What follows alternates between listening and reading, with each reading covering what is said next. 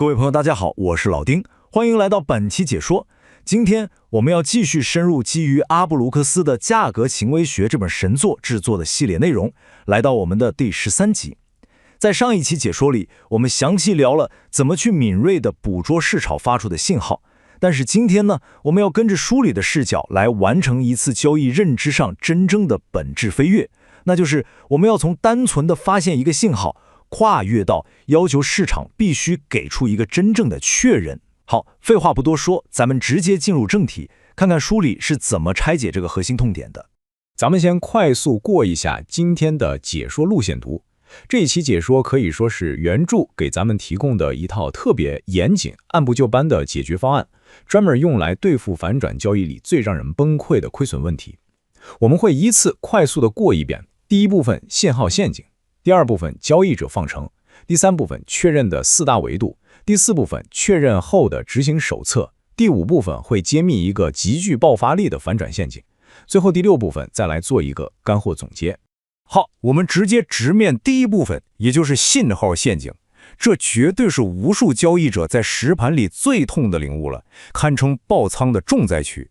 你想想，你是不是经常碰到这种情况？明明盘面上出现了一个堪称完美的标准的主要趋势反转信号棒，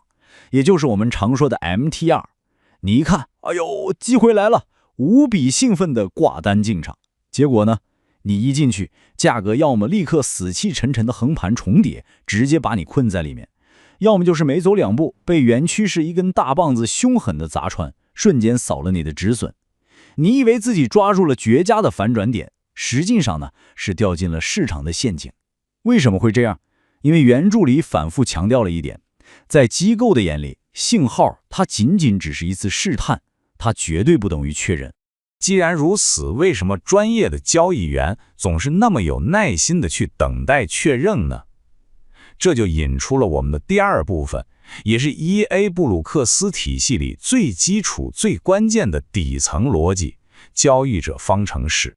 你把这两种截然不同的进场方式放在一起对比，这差别可就太明显了。确实有很多朋友喜欢在信号棒刚露头的时候就抢跑进场，因为这能给你一个特别小的止损空间，看着盈亏比极高，对吧？但书里直接点出了它最致命的弱点，那就是胜率往往只有40%左右。这意味着什么？意味着你必须得忍受频繁的假突破和连续的扫损。相反，如果你愿意等一下，选择确认之后再进场，虽然价格已经启动，止损空间不可避免地变大了，初始的盈亏比看着是降低了，但最关键的是，你的胜率会直接飙升到60%以上。要知道，在强烈的反转行情里，胜率才是你真正的护城河，它能让你对这笔交易拥有绝对的掌控感。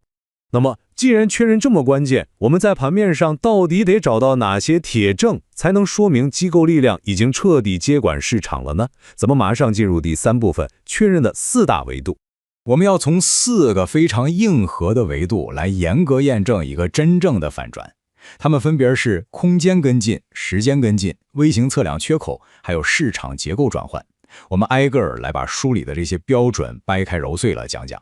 首先是真正的空间跟进，这是指在信号棒被触发之后，紧接着就得出现连续的大实体趋势 K 线，而且收盘价必须要极其强势，死死的收在极端位置上。而时间跟进呢，就是说这股力量必须能在新的方向上维持个5到10根 K 线的时间，完全不给旧趋势一点点回调的空间。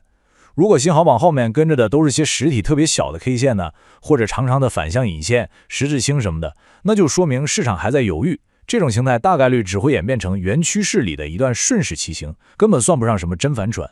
接下来这个是动能最核心的指标——微型测量缺口。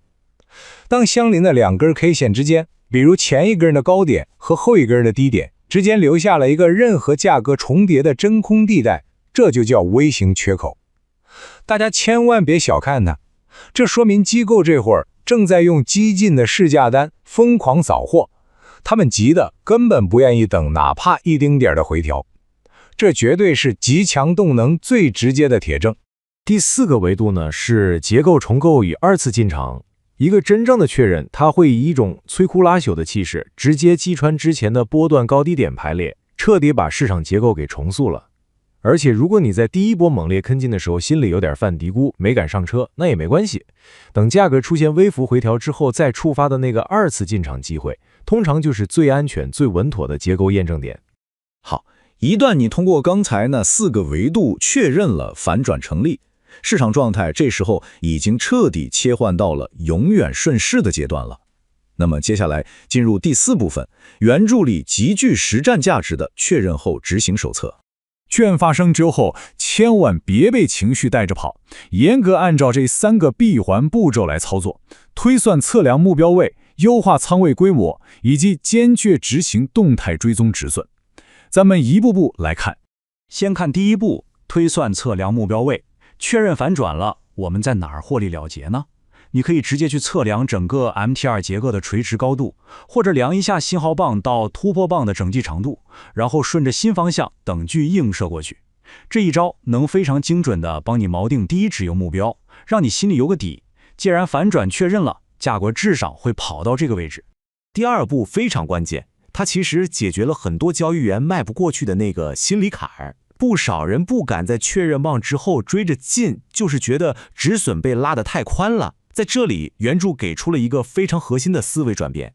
大止损绝对不等于高风险。你想啊，如果因为等待确认，让你的止损距离扩大了1倍，你只需要把你的仓位规模减半不就行了？这样你的单笔金额风险根本没增加，但你却用同样的风险换来了一个极高的胜率，这笔账太划算了。第3步，动态追踪止损。只要跟进棒一收盘确认，特别是当你看到那个极其强力的微型缺口冒出来的那一刻，你必须立刻毫不犹豫地保护你的本金，坚决把你的初始止损从原来信号棒的极点上移到这根跟进棒的极点位置。这一手操作能在一瞬间把你这笔原本有风险的交易变成极低风险甚至无风险的完美买卖。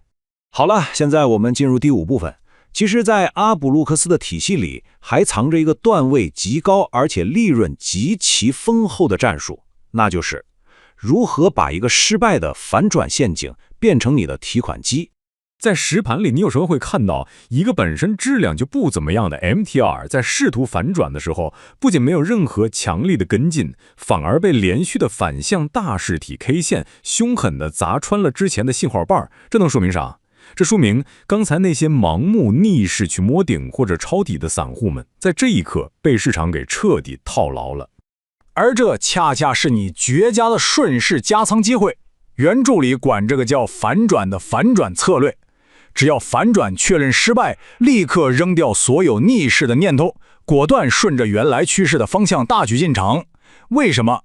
因为那些被套牢的散户在绝望中触发的止损单，全都会变成原趋势爆发性延续的最佳燃料，这往往能让你舒舒服服地吃一波极其丰厚的顺势利润。终于来到第6部分，总结。今天这期解说，咱们深度拆解了书里从信号到确认的完整逻辑闭环。我们要明白一个道理，专业交易员的目标绝不是去猜什么市场的绝对底部或者绝对顶部，而是在确定性最高的那一刻做最聪明的出手，不求买在最低，只求买在最确定。判断真反转，请将这3步核心心法化作你的交易本能。连收盘，留缺口，2进场。你看，连续的大实体极端收盘证明了压倒性的力量，为填补的微型缺口展现了机构激进的动能，而2次回调进场则确认了最终的结构安全。只要你把确认的逻辑摸透了，你在实战里就再也不会被各种假突破牵着鼻子走了。好了，本期解说就到这里。如果今天基于原著图表的硬核拆解，帮你扫清了实盘交易里关于进场时机的各种迷雾，请一定要给本期解说点赞，关注我们的频道，也欢迎在评论区留下你的交易感悟。下一集我们将继续深入拆解 Brooks 体系里的其他核心交易策略，我们下期再见。